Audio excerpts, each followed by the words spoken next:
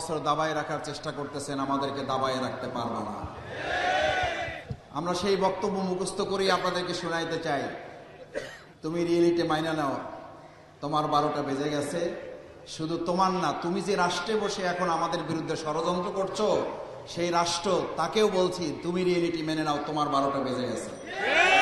কারণ তোমরা আমাদের পতাকায় আগুন ধরাও নাই, তোমরা এদেশের 18 কোটি মানুষের হৃদয়ে আগুন জ্বালিয়েছ।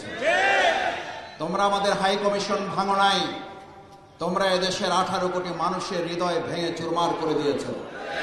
তোমরা আমাদের পতাকায় আগুন ধরাও নাই, তোমরা তোমাদের কপালেও আগুন ধরিয়েছ।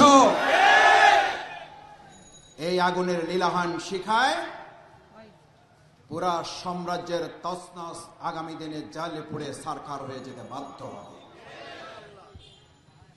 সম্মানিত ভাই এবং বন্ধুগণ, প্রধান অতিথি কথা বলবেন।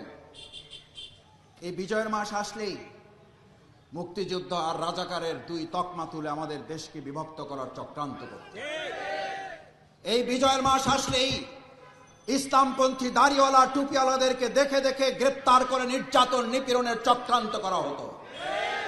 এই বিজয়ের মাস আসলেই মসজিদগুলো মাদ্রাসাগুলোতে আলাদা করে পুলিশ বাহিনী গোয়েন্দা সংস্থা নিয়োগ দেওয়া হতো শুধুমাত্র দাড়িওয়ালা টুপিওয়ালাদেরকে গ্রেপ্তার করার জন্য। বাংলাদেশের মুক্তিযুদ্ধ আর ইসলামকে দুই মুখোমুখি পর্যায়ে দাঁড় করেছিল ওই ফ্যাসিস্ট আওয়ামী লীগ সরকার। অথচ আমাদের প্রিয় মাতৃভূমি বাংলাদেশের মুক্তিযুদ্ধের প্রকৃত তালিকা খুঁজলে দেখা যাবে প্রকৃত এই মুসলিম দাড়িওয়ালা টুপিওয়ালারাই স্বাধীনতা যুদ্ধে রক্ত দিয়েছে। 2024 সালের জুলাই আগস্টে রক্ত দিয়েছে আমাদের আবু সাইদ মুক্তরা। 1952 ভাষা আন্দোলনের নাম শুনলেই বোঝা যায় এদেশের ভাষা আন্দোলনে জীবন দিয়েছে, শহীদ হয়েছে কারা।